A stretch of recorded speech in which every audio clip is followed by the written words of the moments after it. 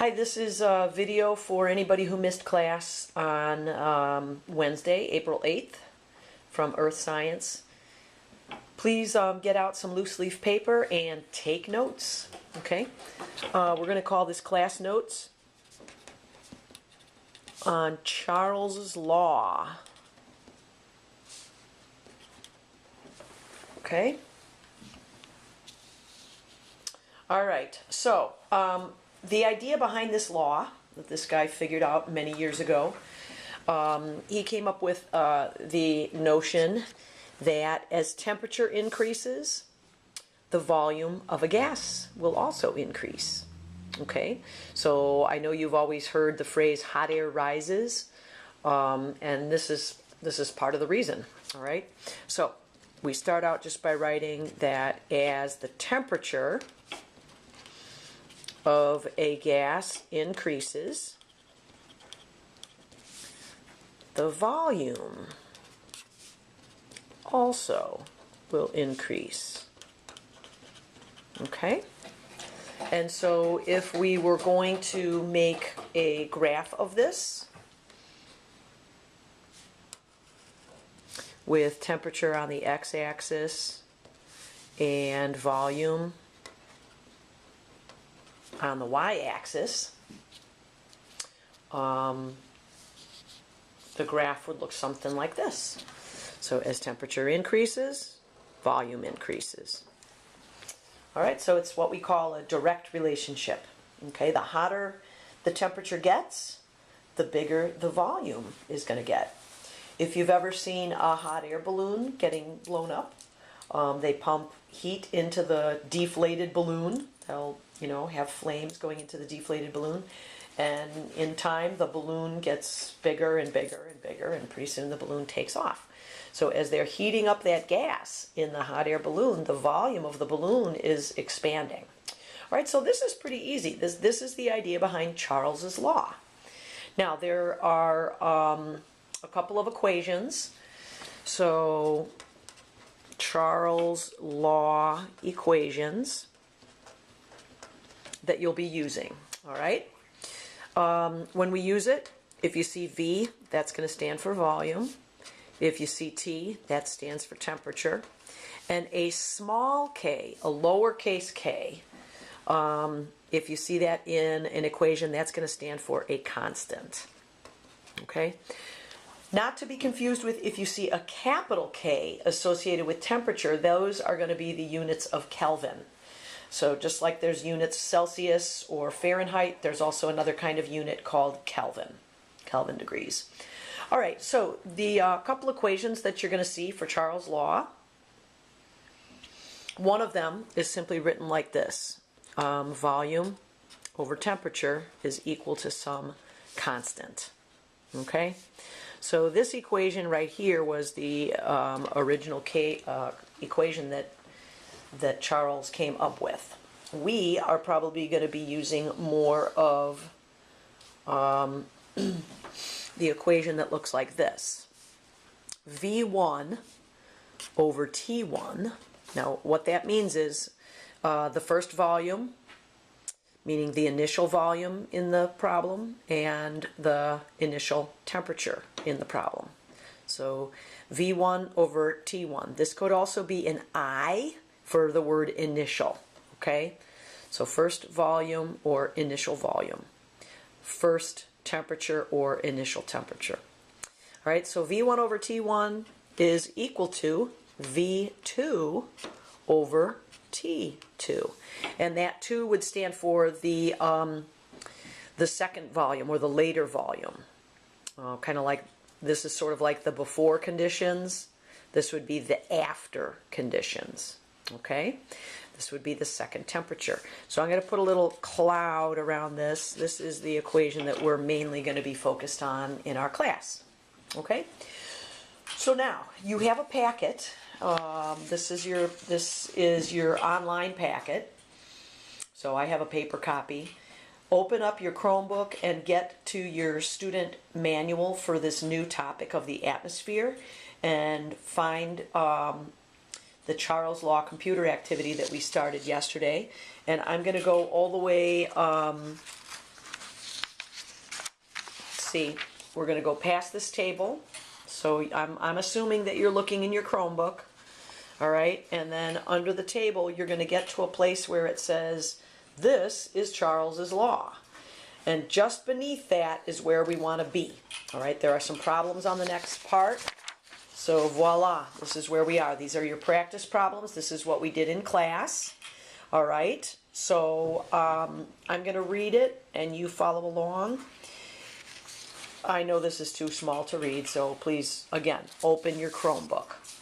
And by the way, the noises that you hear in the background are my daughter's guinea pig and her friend's guinea pigs that we're babysitting.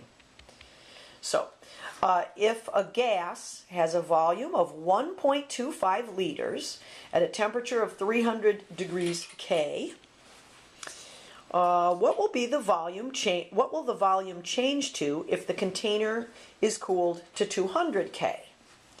All right, so we're given the initial volume of 1.25 liters. We're given the initial temperature of 300 K. And then they say what will the volume change to? So that's the unknown. We don't know the second volume. If we cool the container to 200 K, that's our temperature number 2. All right, so back to our notes. And here's how I like to set this up. I'm going to go ahead and turn the page actually and start out with a fresh sheet for you. All right, and I like to set it up by writing out what all do we know. So it's kind of like math. All right, this is problem number 1 in our packet. Okay, first step that I like to do is write down what I know. So my initial volume, my first volume that I was given, they said it's starting out at 1.25 liters. And my initial temperature, my temperature number 1 is 300 Kelvin. That's like degrees in a different scale. I do not know my volume number 2. That's my question mark. That's what I'm trying to solve for. And I do know that I have cooled my temperature to 200 degrees Kelvin. All right, so all of that is given in my problem. All right, I now look at my equation one more time. So remember, the equation is V1 over T1 equals V2 over T2. I'll give you that equation on the test. You just need to fill in the numbers and solve. All right, so my V1 is 1.25 liters. 1.25 liters over my T1, which is 300 K, okay, is set equal to my V2, which is what I'm trying to find. So this is my question mark. I'm solving for that. And my second temperature, I've cooled it down to 200 K. All right. So, sorry, that's my equation. All right, that's what I'm going to need to solve for. All right, so remember cross multiplying here. So I'm going to do this and that. So let's start out by taking my 1.25 liters times 200 K. All right, so I'm going to call this, let's call this part of my problem. This is like step 2 of my problem. All right.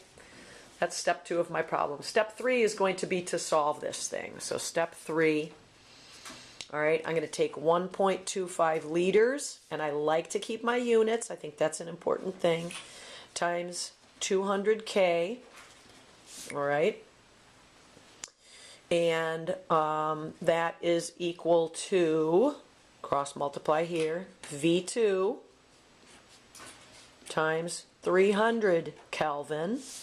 All right. If I multiply this out, punch this into my calculator, I am going to get 250. Now, what are my units? My units are just L and K so far, liters and Kelvin. So 250 liters in Kelvin, set equal to V2. I still don't know what that is, and 300 K.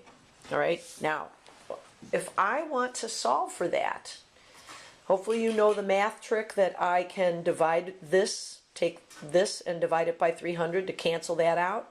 But that means I also have to divide by 300 over here. Okay, so my next step will be 250 LK are my units divided by 300 Kelvin, okay, is going to be set equal to my V2. All right.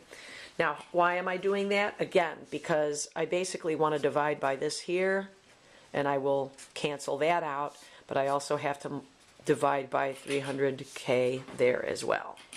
All right. So here's what my problem now looks like. 250 over 300 is equal to V2.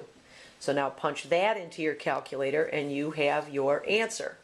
And if you do the solving, it should come out to be 0.83. Now what would my units be? This is going to cancel.